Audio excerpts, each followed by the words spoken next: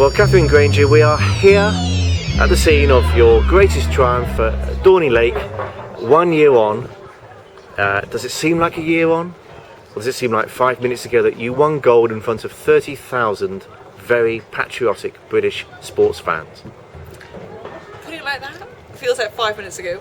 Yeah, it's funny not seeing. You're driving, expecting the crowds, expecting the stands, and it's very different. In some ways it feels a long time ago, but in some ways it feels like just yesterday. And it still is as fresh as it was just a few days afterwards. It's still magical. There are still people coming up to you to this day, 1 year on, aren't they? Saying congratulations, obviously, but also saying how genuinely happy they were. And I guess that makes it even better, doesn't it? It does. The most incredible thing with anything that's a wonderful moment in your life is the fact you get to share it with other people. So, I mean, first of all, Anna and I both have, such incredible happy memories of that day. And with Paul, our coach, and we kind of, the three of us know most about what happened, how we got there, and what we did.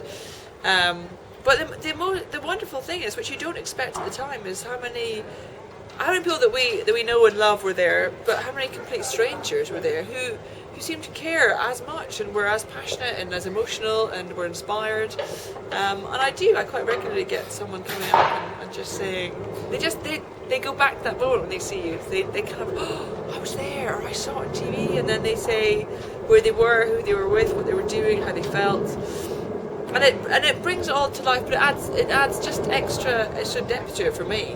You just think, wow, there was this incredible, for all the major events last summer, all the major iconic moments that you can remember, you realise so many people were engaged in it at the same time, and that's very, very special. And what about the atmosphere? I mean, you've been rowing for a few years, shall we say now? A few years. And you've obviously known good atmospheres before, but honestly, 30,000 people, it sounded like, I don't know, like a World Cup rugby final. It was that atmospheric. Have you ever known anything like that? I have never, ever in my career known anything like that sound. And I would never expect to hear it again at any rowing venue. It was a combination of the numbers in the crowds, the level of passion. 30,000 people can make a lot of noise.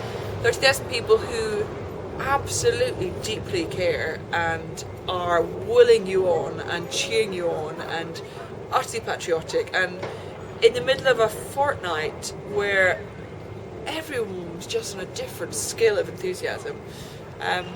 The noise was deafening, and because it's on the water, it just gets magnified constantly. So, I mean, both, Anna and I sit this close to each other, we couldn't hear it. There's no way we could have heard each other say anything, even she was shouting as loud as she could, not heard a word. And then the greatest thing is, you cross the line here, and then you just look up and see it. You see that crowd, and you see the Union Jacks and the noise, and yeah. I don't know if we'll ever see the like again. Now, you're taking a year off. You're still to decide whether you're going to carry on or not. It's a question that we'll be asking you until you finally decide. But it's not that you've just been resting on your laurels. You've actually gone and finished your PhD, haven't you, at King's College, University of London, in... Finally finished my PhD in murder. That's not what it's called, is it?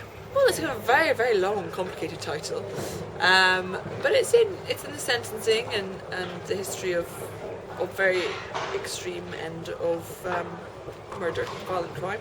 But you're happy with that, aren't you? It's taken a while because you've had obviously the rowing is a fair distraction, but it meant that you've had a goal this year. Yeah, I originally thought I wanted to finish it before the Olympics, so that kind of everything was going to be tied up neatly, and then I could just enjoy myself after the hard work in the water was done.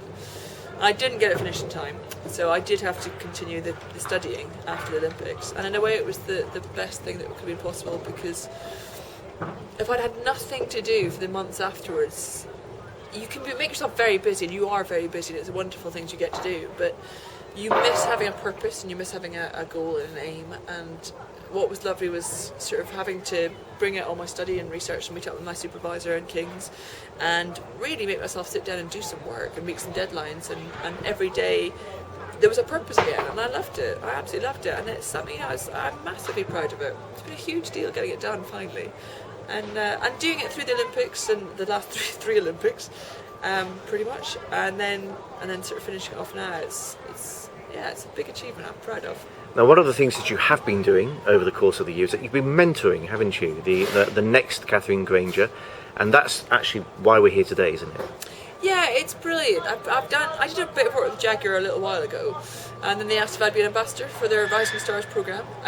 They just have this incredible. They basically have a sporting academy, so they target rising stars in a whole range of different sports. Then they have some brilliant input. Dame Kelly Holmes helps run it with her foundation. They have Colin Jackson's here today. I'm here, Sarah Winkles is doing some mentoring as well. They're great and they're good, from Mark Cavendish to Chris Hoyd, Denise Lewis, name a sports star. Who's who? Grave, everyone's here.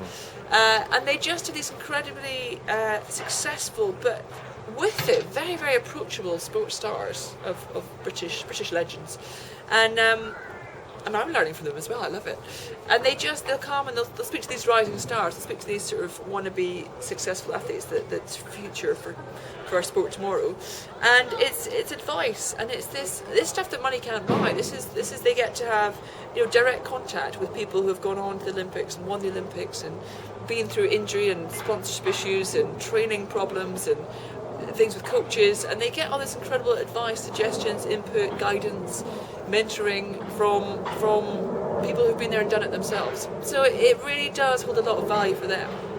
Of course, I realise if you were a teenager and the Jaguar Academy in Sport existed then, you'd actually would have done quite well, wouldn't you, in your rowing? I think, if the Jaguar Academy had been around when I was around, maybe it would have been 4 golds, Yeah. Maybe that was what was missing. Instead of the distinct failure of 1 gold and 3 silvers. Oh no, that almost each time. Yeah, I do. I think it's brilliant. And what's lovely is, it's everyone benefits, and from an athlete point of view, it's really lovely to talk to these kind of up and coming stars themselves, and you see that enthusiasm, you see that excitement, you see that potential.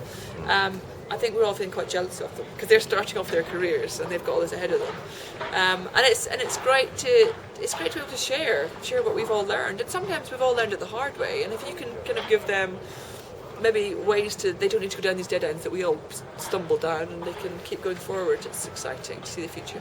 Well, I tell you what, we know you're good, but you've got to be really good to tease the world for 3 Olympics. Keep them dangling before you decide, I think I'll win the gold this time. Do you know, I just love a good story. Yeah. I just love it. I thought I can't keep dragging it on much longer. Beijing was testing people. It took a while to convince people they were real tears, and to make the happy ending, I had to make sure London won the bid and it was going to be the home Olympics. But the script worked, the fairy tale happened, and that's why I smile every day, really. Happy days. Thank you.